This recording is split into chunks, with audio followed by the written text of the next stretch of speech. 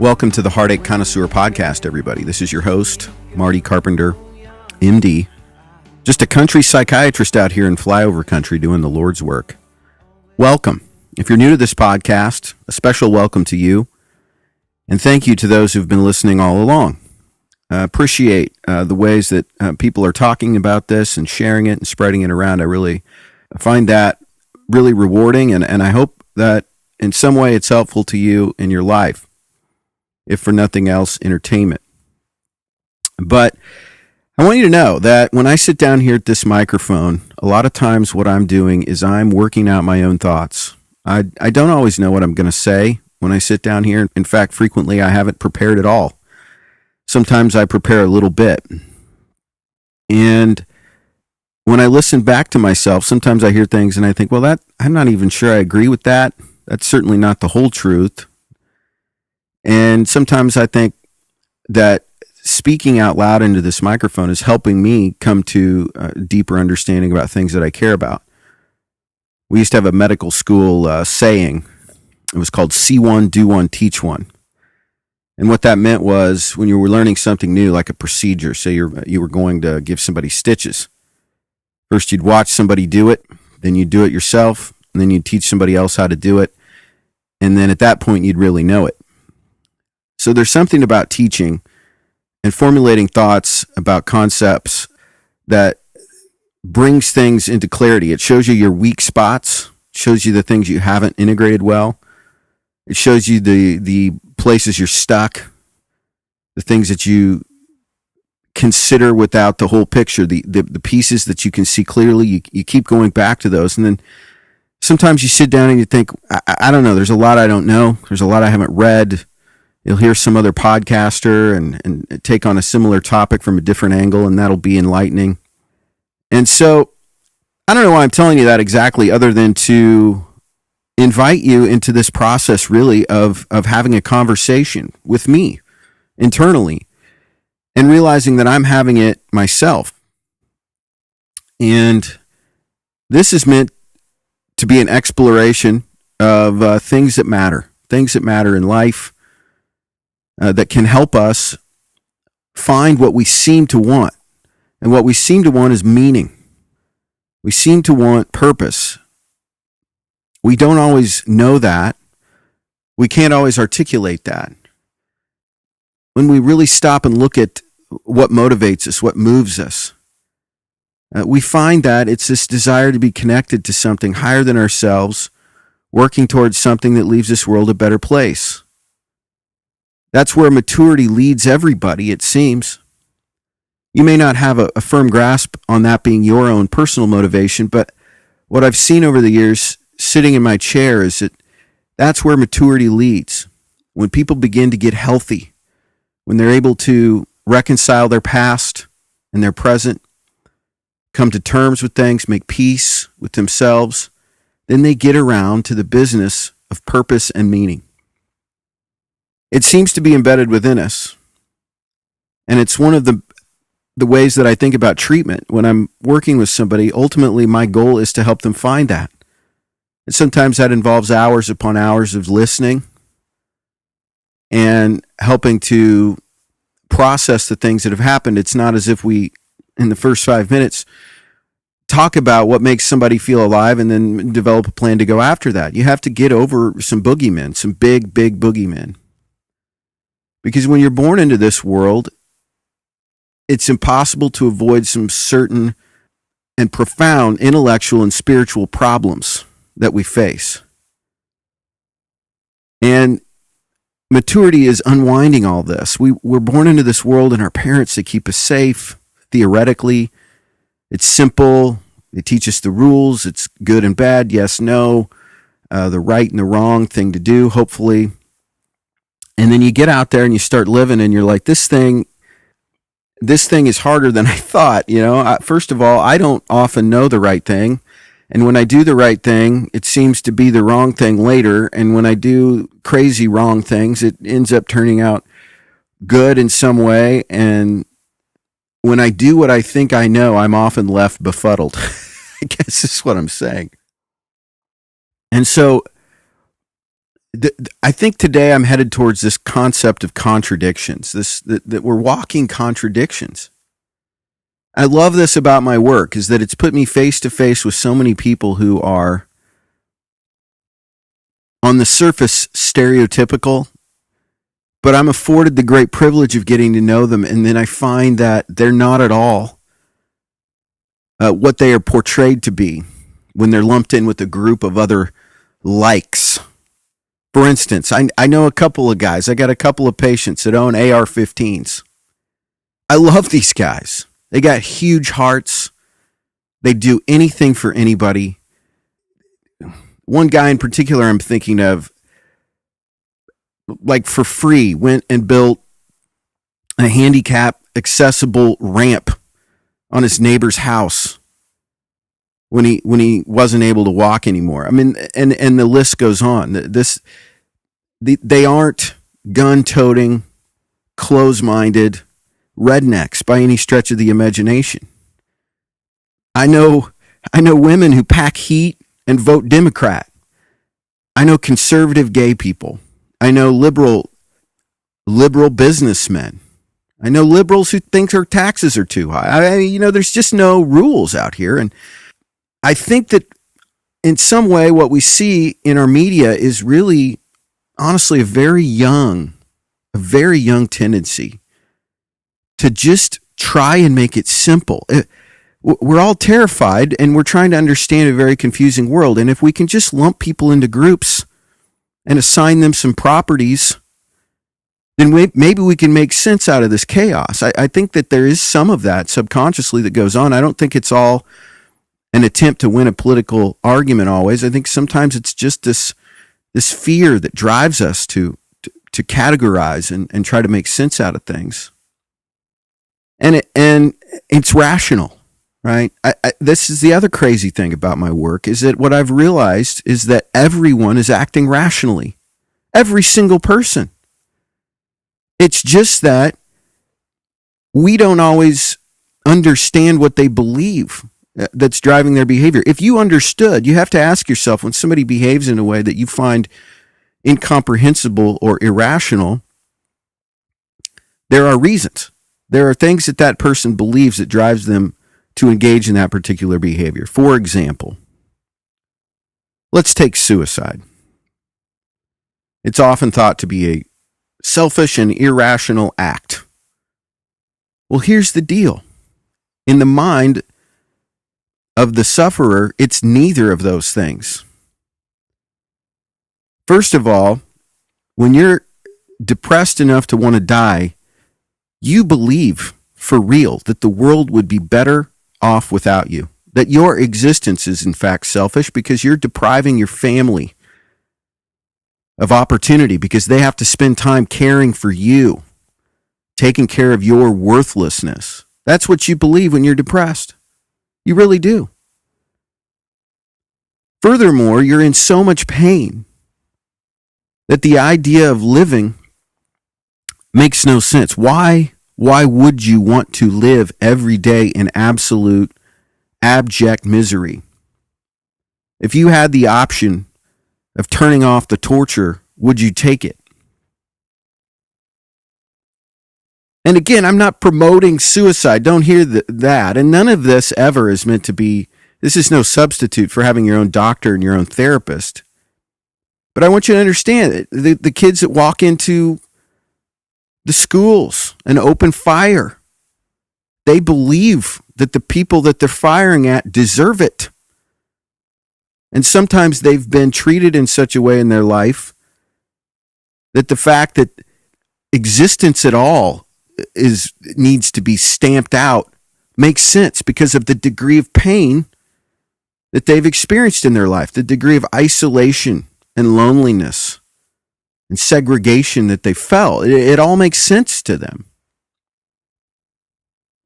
Even the benign things, right? We can make sense out of anything. We can make sense out of a $70,000 automobile and a $5,000 suit and a $100 steak. We can make sense out of all of those things, none of which are absolutely reasonable for our survival. first and foremost, when we assume that the person we're in opposition with is crazy, that they don't have a thing to say that's worth anything, that they don't have any point at all. Let's take an abusive male. There's men who throw around their muscle in the form of strong arming the people under them in their lives in various ways.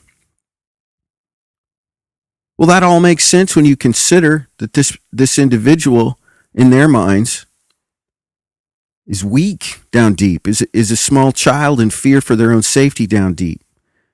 And that if they posture themselves as powerful and take and amass, then that will provide them a sense of safety, and that will be intimidating to someone who might threaten their survival. Simple as that. Simple as that. But you can have compassion for anyone if you're willing to hear them and find out what it is that's driving their behavior. Some are harder than others. Why do we have such a hard time with this? I think it's because we haven't reconciled our own internal contradictions. You were told growing up, you're not good enough, but also you're perfect and you get a blue ribbon even if you don't win. You're told that you're fine. You're fine just the way you are, that you don't need to take any responsibility for self-improvement. You should love yourself unconditionally when you look in the mirror. And then you look in the mirror and you feel like a deep sense of self-loathing. And now you're stuck with these contradictions. And in your darkest moments, you know, I'm not good enough. You think I'm not making the most of the opportunities that I was given. I procrastinate. Sometimes I'm deeply lazy. But if you even suggest to me that any of that might be true, I will destroy you. Right? And so we carry with us all the time a confused state, and it creates in us a sense of angst and not knowing which way to turn often. The truth is, we are amazing, but we're also capable of profound evil at times. And again, with the contradictions, I mean, this is like the classic question, you wrestle with when you're junior high or something. It's like, are we fundamentally good or fundamentally evil? Well, we're both. We're both good and evil. All of us, all the time. I remember as I was moving through my 20s and 30s and going through my divorce and considering some of my own thoughts and the desperation that I felt at times and the intensity with which I burned, and not recognizing myself, and finally having to just admit, like, man, your hood, if you could look under your skin, raise your hood, you would find snakes, and lots of them. Now, there might be a bleeding heart down in there somewhere capable of compassion and love, but right now, it's like that scene in Indiana Jones when he drops into that room and it's just snakes everywhere. That's what it's like in my soul. And that's all of us. And it's very painful to acknowledge that and admit that. But it's absolutely necessary if we ever want to get over all of the finger pointing, the identity politics, the gender wars. It starts at home. And I work with people. People don't really hate each other. They don't. If you get them in the same room and get them to talking and getting to know each other, they don't hate one another. What they're reacting often to is the assumption that you're judging them, and so they're going to lash out first. That's what drives a lot of the reactionary rhetoric, I think, that's happening in our society. But gosh, man, I really can't help but think that there's some hope out there. I work with a lot of young people, and I see a lot of people at really young ages now who are more interested in emotional health than I would have suspected or expected. People are learning a language to talk about their insides. People are talking about this concept of honesty and truth-telling, vulnerability. Humility wins the day. I remember when I was going through my divorce, there was a moment where I looked at a friend I was talking to at the time and I said, you know what the biggest relief of all of this is? I just get to be a man now. I just get to be a normal man. There's nothing to protect anymore. There's no image or appearance. There's nothing to project to the world and hold on to tightly. And they were like, what do you mean you're just a man? You're special. You're unique. You know what? No, I'm not. I'm a man. I'm flawed. I'm capable of evil. I'm capable of good. I'm selfish more than I'm generous. And when I'm generous, there's strings attached sometimes. I'm more critical than I am encouraging. I mean, now is that true of me for all time? No. No, it's not. I can do any and all of those things and be any and all of that anytime I want to, but it's this recognition that I am responsible for me, and that's all. I can only do me. And that's not selfish. That's actually the most generous thing of all. And when you do your own heart and when you do your own emotions and you begin to lay down the baggage, forgive yourself, forgive your past, get honest, work out strategies to protect yourself in healthy ways and with boundaries that make sense, that are honest. When you get a backbone, when you stop being a doormat and a wash rag, you stand up tall and you look people in the eye, you tell them what you really think with a smile. You transform, and so do they. And this whole this changing of the world that we want to see, it's not this wide sweeping wave that rolls across the land because some law was passed in Washington or some Supreme Court decision. That's not it. It starts microscopically in the human heart and it spreads in concentric circles outward. And then the waves from those infinitesimally small points get bigger, and then they touch and they amplify, and then they pulsate and they rise. That's what happens.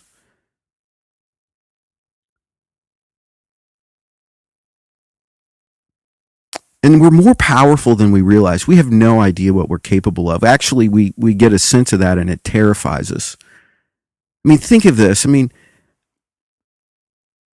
it really is an amplification phenomenon, because when you change and you begin to orient your life towards good all the time, and you just leave a trail of that most of the time or a lot of the time, the cumulative effects of that are astonishing and incomprehensible. If you stay in your bedroom eating Doritos and playing video games and Tindering and texting till 3 a.m, you're just sort of in the way. You're just soaking up everybody's good vibes. You're burning electricity on nothing. And I've done it. Come on. But the truth is, we got to be honest with each other. And I believe that the people that are wasting away are doing so for very good reasons. The reasons are good because what they believe about themselves is holding them back.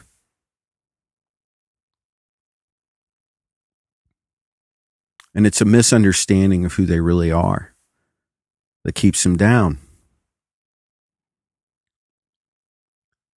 But nobody's going to do this for you. No one is going to come and apologize to you for the ways that you've been hurt. God is not going to appear to you in person with a letter of apology for all the ways that this life is hard. It's not going to happen. But he is going to lift you up. It's like a little kid. We're down here on the ground and we're sort of having like this temper tantrum. And what do you do as a parent when your kid's having a temper tantrum? Well, you can either try and make it all okay, give them a sucker or whatever, and make it worse and make them learn that when they have a tantrum, they just get a sucker. Or you can let it run its course. You can go to another room until they're done. And then when they extend their arms up to you, you reach down and you pick them up and you hold them tight and you tell them you love them. And you show them how to do it differently. Trouble is, most of us adults are in the middle of one long temper tantrum.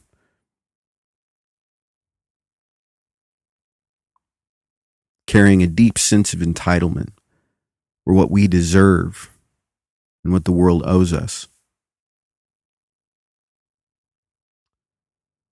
And that produces despair, loneliness, dishonesty, judgment, and bloodshed.